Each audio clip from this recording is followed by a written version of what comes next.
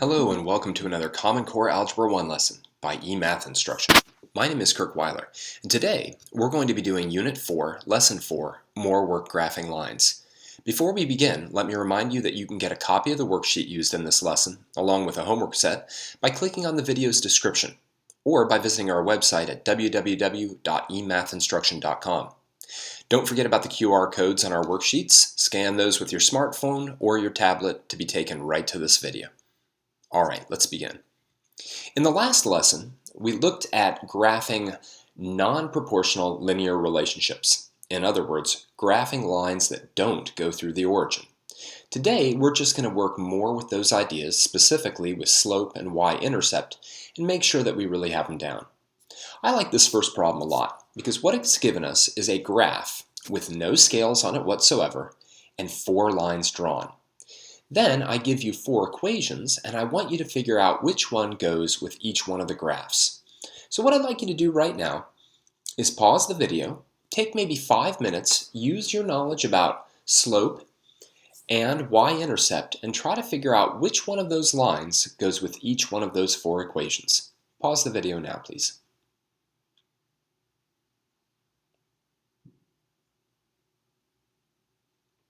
All right, let's go through them. So here's the key, right? Let's do a little review. All right, when we have lines that are in the form of y equals mx plus b, then the m, right, the m is the slope. All right, and the b is the y-intercept, where it crosses the y-axis. All right, so let's take a look at line 1, if you will. Line 1, this guy. What do we know about it? Well, one thing that I know immediately is that its y-intercept is a positive number. All right, that means it can't be this one and it can't be this one because these two have negative y-intercepts. As well, I know that the line is always increasing, right?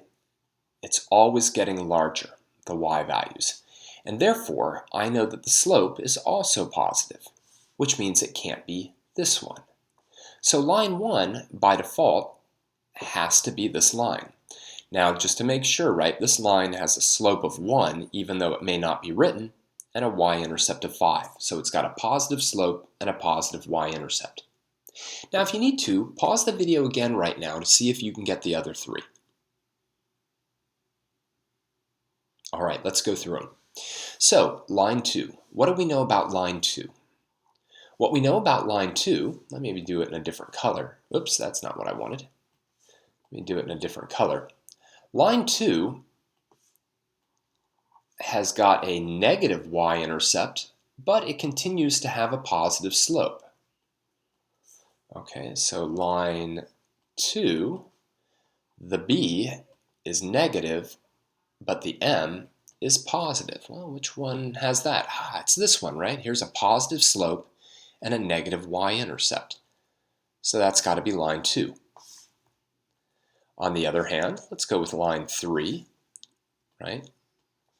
Line 3, what do we know? Well, it's got a nice positive y-intercept because it's above the x-axis.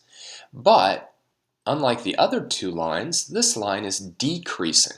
Right? It's forever decreasing as x increases, and therefore the slope must be negative. So that's got to be this choice, right? A positive y-intercept, but a negative slope.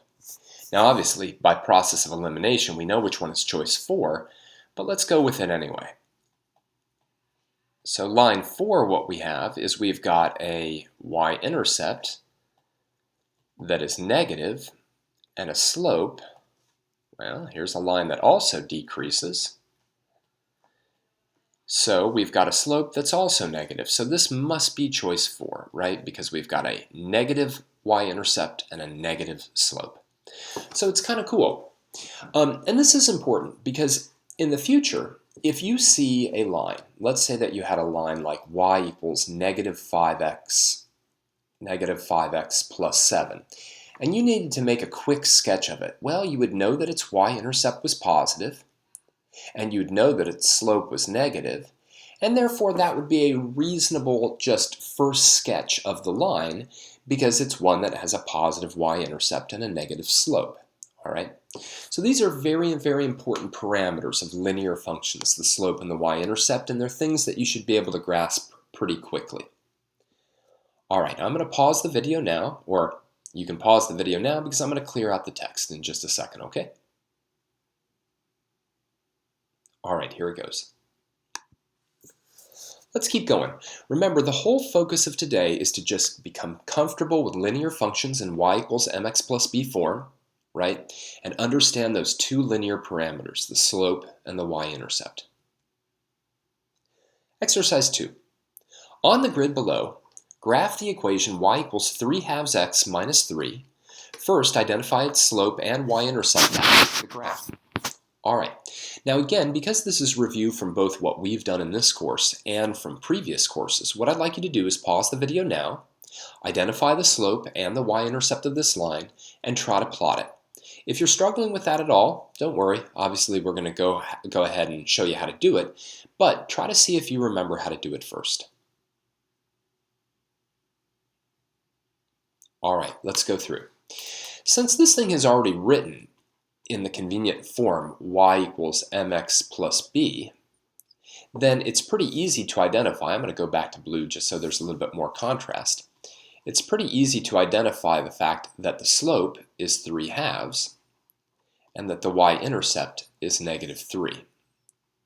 All right, so the slope is 3/2 and the y-intercept is negative 3. Now the way that we use those to plot is, well, we first plot that starting point at negative 3, and then we use the slope. Now remember, the slope is just the average rate of change. It's the change in y divided by the change in x, which means that we're going to go up 3 every time we go to the right 2. So we go to the right 2, and then we go up 1, 2, 3. And then we go to the right 2 and go up 1, 2, 3. To the right 2, 1, 2, 3. Now real quick, by the way, just as a side, right? As you all know, a negative divided by a negative is the positive. So in a certain sense, we could look at the slope as being negative 3 divided by negative 2. That's the same thing as 3 divided by 2. But that would tell us that we would go down 3 and to the left 2. So 1, 2, 3, 1, 2, and there's our line. Let me use my line tool right now to graph it. See if I can get a good graph for once. And not bad. Extend it maybe a little bit up this way, and then some arrows. All right, there's our line. Many, many different functions exist in mathematics, most of which, in order to graph, you have to construct a table of values, sometimes a very intricate table of values, but not lines. Lines, we all hope you can rearrange into y equals mx plus b form, identify the slope, identify the y-intercept, and plot them pretty accurately. Let's take a look at number 3. Number 3 says to write down 2 points on the 2 points this line passes through and use them to calculate the average rate of change of this function. All right, just so that we're all on the same page, let's choose the same 2 points. Why don't we grab this one? And why don't we grab this one? Okay, this one has coordinates 1, 2, 3, 4, 1, 2, 3. So that's at 4, 3. Let me write it down here. And this one has coordinates 1, 2, 1, 2, 3, 4, 5, 6. So negative 2, negative 6 as its coordinates. Now remember, the average rate of change is f of b minus f of a divided by b minus a. It really doesn't matter which one we consider a and b, right? This is again exactly the same as the slope formula, y2 minus y1 divided by x2 minus x1. I like to keep this point as being my first one and this one as being my second one, even though I wrote them down a little bit differently. Because the way that I look at rate of change is this idea of actually traveling along the line, like this, right? From the point negative 2, negative 6 to the point 4, 3. So if we do that, remember what we're doing is we're looking at the change in y, right, 3 minus negative 6, divided by the change in x, 4 minus negative 2. 3 minus negative 6 is positive 9, right? Because a negative and a negative make a positive. And same deal here, 6. Now I want you to pause just for a minute though, because I do want you to understand this. This isn't just a formula, right? I mean, it is a formula, but really kind of understand what's going on here. We'll stay in red. What we're really saying is to go from this point to this point, we have to increase our x by 6, and we have to increase our y by 9, right? It's really just a little right triangle. Now, if we reduce this, though, and divide both numerator and denominator by 3, we get 3/2, which of course we must get because that's the slope of the line. All right, and that was really the point of exercise 3. What makes linear functions is that they have a constant average rate of change. What makes other functions not linear is that they don't. So for instance, we'll be looking at parabolas a lot later on in the course. Their rate of change depends on what two values or what 2 points you pick on the function. Lines, it just doesn't matter. Their average rate of change will always be that constant slope. All right, I'm going to clear out the screen, so pause it now if you need to. All right, here we go. Let's move on. Now, very often we are given linear equations that when graphed look like lines, and again, those are very easy to identify. Linear equations are ones where x and y are simply to the first power, nothing higher than the first power. So for instance, let's take a look at exercise 4 before we even jump into it. This is a linear equation because both the x and the y variables are to the first power. But it is not in y equals mx plus b form, which is kind of a pain. And yet we need it to be in y equals mx plus b form if we're going to identify the slope and the y-intercept. So the first part of this problem is just rearranging this thing into y equals mx plus b form by using different properties. And we, at the Common Core level, need to be able to justify what we're doing in math. So we've done this before.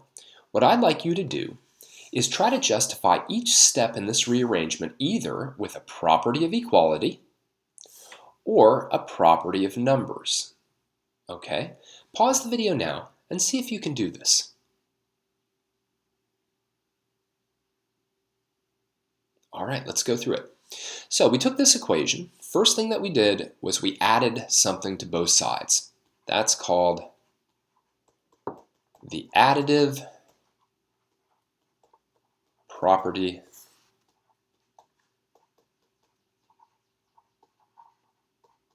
of equality. The additive property of equality. The second thing that we did is we took this 12 plus 6x and we made it into 6x plus 12. That is the commutative property. The commutative property. Technically, it's the commutative property of addition. So I'm going to write that down. Because there's two commutative properties. There's one for addition and there's one for multiplication. The next step is that we took and divided both sides of the equation by 2. This is what's known as the multiplicative property. I didn't quite get that first I in there. Multiplicative. I think we're just going to go with prop of equality. Now remember, if you're confused by that, you might say to yourself, wait a second, we didn't multiply, we divided. But what we really did is we multiplied by 1/2 on both sides. Okay, so that works also with subtraction and the additive property. All right, then we took that division by 2 and we divided both the 6x by 2 and the 12 by 2. And that is the distributive property. All right, and finally we got 3x plus 6, right? So we're able to take an equation like this and rewrite it like this. Now remember, when you do that, then what's happening is that you're getting equivalent equations. equivalent equations are equations that have the same solution set. So whatever solutions there are to 2y minus 6x equals 12 are the same solutions to y equals 3x plus 6. And of course, letter B is pretty easy. Identify the slope and the y-intercept of the line. Pause the video real quick and do that for me. All right, so hopefully not a problem. M, the slope, is equal to 3. B, the y-intercept, is equal to 6. All right, so very often we're given linear equations in the form that we see up here. All right, or more appropriately, we're simply given linear equations in forms that aren't y equals mx plus b. But since we want to be able to talk about lines, graph lines, think about whether they're increasing or decreasing, where they start, i.e. their y-intercept, we very often want to rearrange them into y equals mx plus b form. All right, we're going to get a lot of practice with that in the next exercise. So pause the video now. All right, I'm going to clear it out. Okay, let's do some practice rearranging equations. All right, exercise 5, rearrange each of the following linear equations into y equals mx plus b form and identify the slope and the y-intercept. Okay, let's do the first one together, and then I'm going to let you do then the next 3 on your own. But throughout it all, what I'm going to be doing is I'm going to be continually emphasizing these properties of equality. So, for instance, in letter A, the first thing I would do is I would add 3x to both sides.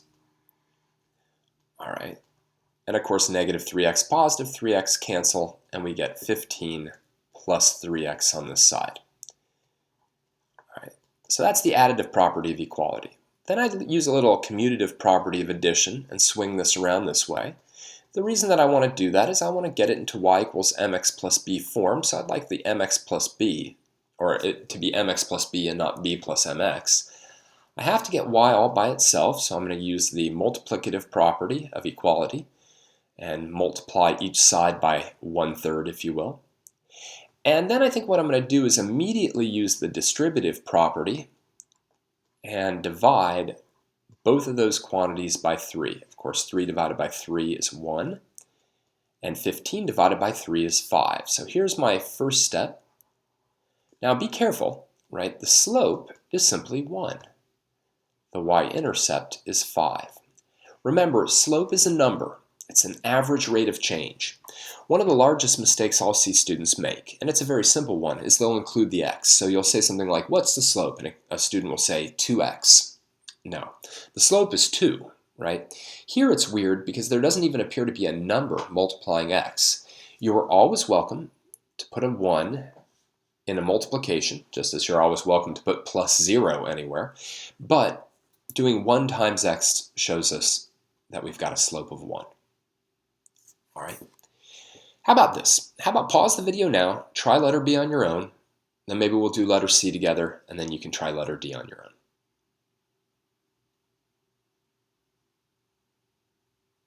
All right, let's go through letter B.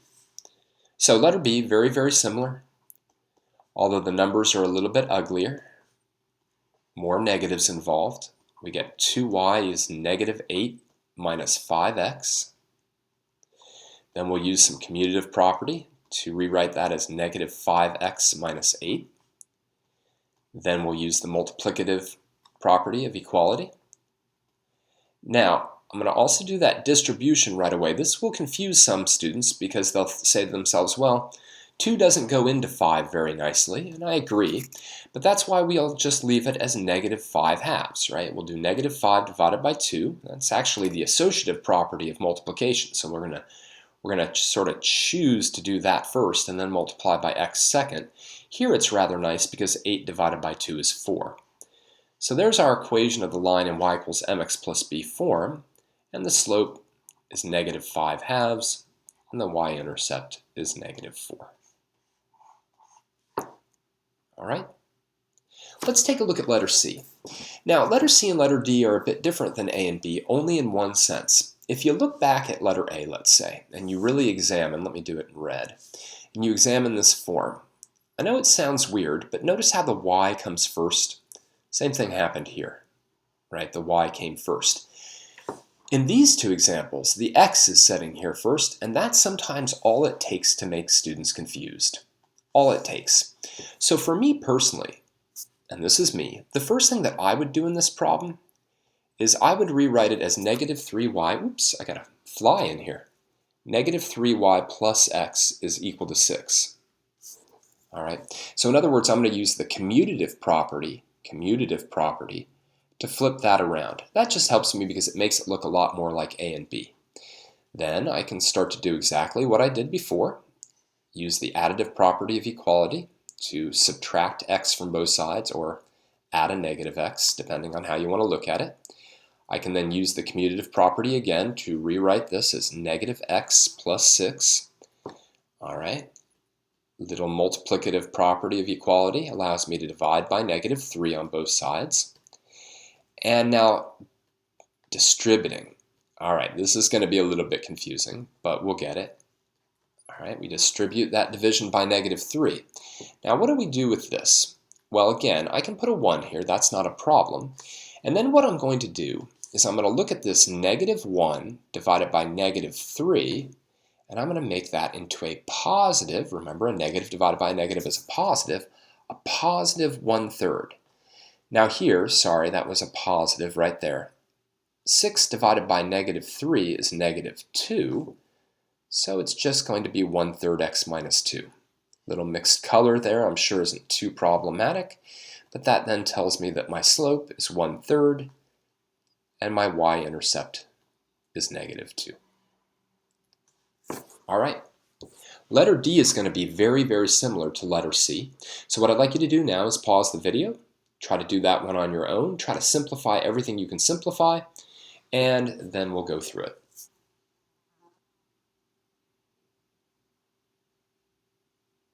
All right, let's do it. So first things first, I'm going to rewrite that left-hand side by using the commutative property. I'm going to rewrite it as, I don't know how that just happened. A few too many y's. So negative 4y plus 6x is negative 20. All right, we'll subtract a 6x from both sides. Gives me negative 4y equals negative 20 minus 6x. I'll then use the commutative property to rewrite that as negative 6x minus 20. Multiplicative property allows me to divide both sides by negative 4. Now let's do some distribution. Let's do negative 6 divided by negative 4 times x plus negative 20 divided by negative 4. I think I'll complete this up here. Negative divided by negative is a positive, right? So we get 6/4 x. We're going to reduce that in a second. Negative divided by negative is a positive. That one's easy. 20 divided by 4 is 5. And then, of course, we can just do a little bit of middle school fraction reducing here and get y equals 3/2 x plus 5. There's our mx plus b form with our slope being 3/2 and our y-intercept being 5. All right, that almost looks like a 3. That's a little better. Okay, there's a lot of writing on this screen. I assume right now my head is really tiny and probably somewhere right about up in here. Hi. Anyway, so write down what you need to at this point. Okay, pause the video. This is an important screen, and then we're going to finish up the lesson. Okay, let me clear out the text.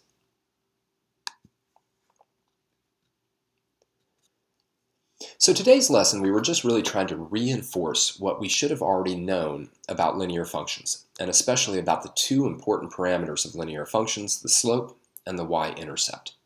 We also saw today how to rearrange equations that are linear to get them into y equals mx plus b form. This is going to be an important skill that's going to rise here or there in the course, so make sure that you get some work on it. For now, though, let me thank you for joining me for another Common Core Algebra 1 lesson by eMathInstruction. My name is Kirk Weiler, and until next time, Keep thinking and keep solving problems.